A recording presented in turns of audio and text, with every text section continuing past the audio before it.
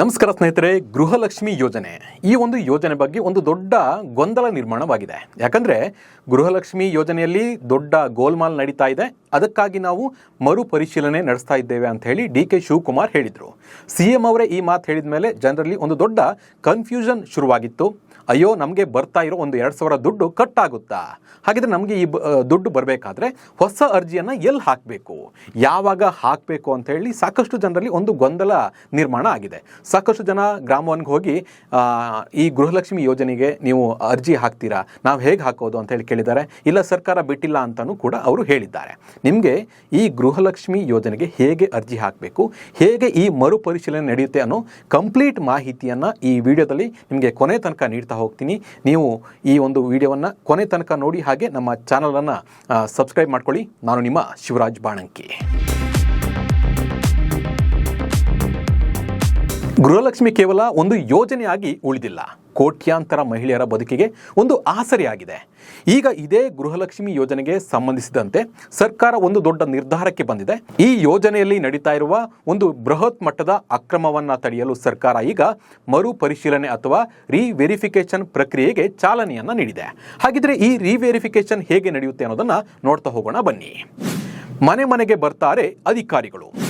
ಅಕ್ರಮ ಹಣ ಸಂದಾಯ ತಡೆಗಟ್ಟಲು ಇನ್ನು ಮುಂದೆ ಒನ್ ಟೈಮ್ ಬಯೋಮೆಟ್ರಿಕ್ ವ್ಯವಸ್ಥೆಯನ್ನು ಜಾರಿಗೆ ತರಲಾಗ್ತಾ ಇದೆ. ಇದು ಹೇಗೆ ನಡೆಯುತ್ತೆ ಅಂದರೆ, ಡಿ.ಕೆ. ಶಿವಕುಮಾರ್ ಹೇಳಿದ ಪ್ರಕಾರ ಮನೆ ಮನೆಗೆ ಅಧಿಕಾರಿಗಳು ಬರ್ತಾರೆ, ನಿಮ್ಮ ಬಯೋಮೆಟ್ರಿಕ್ ಅಥವಾ ಫೇಸ್ ಅಥೆಂಟಿಕೇಶನ್ ಕೇಳ್ತಾರೆ ಅಂತ ಹೇಳಿದ್ದಾರೆ.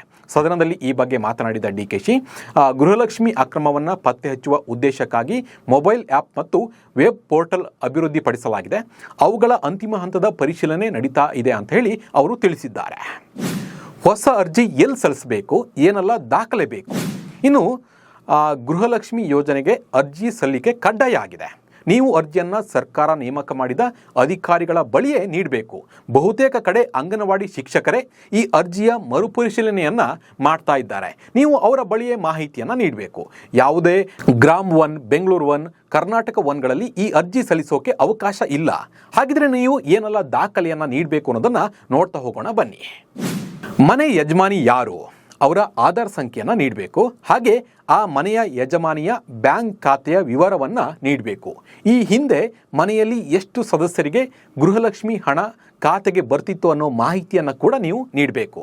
ಇನ್ನು ಮನೆಯ ಯಜಮಾನಿ ಪತಿಯ ಹೆಸರು ಹಾಗೆ ಅವರ ಆಧಾರ್ ಸಂಖ್ಯೆಯನ್ನು ಕೂಡ ನೀವು ನೀಡಬೇಕಾಗುತ್ತೆ. ಹಾಗೆ ಆಧಾರ್ ಕಾರ್ಡ್ ದಾಖಲಾತಿ ನಕಲು ಪ್ರತಿಯನ್ನು ನೀವು ಸಲ್ಲಿಸಬೇಕಾಗುತ್ತೆ.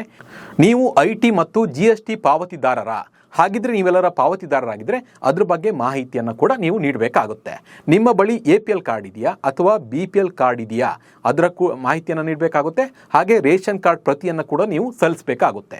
ಹಾಗೆ ವೋಟರ್ ID ಕೂಡ ನೀವು ಅವರಿಗೆ ನೀಡಬೇಕಾಗುತ್ತೆ. ನೀವು ನಿಮ್ಮ ಮನೆಗೆ ಬರುವ ಅಂಗನವಾಡಿ ಶಿಕ್ಷಕರು ಅಥವಾ ನೀವೇ ಹೋಗಿ ಅಂಗನವಾಡಿಗೆ ಈ ದಾಖಲಾತಿಯನ್ನು ನೀಡ್ಬೋದು.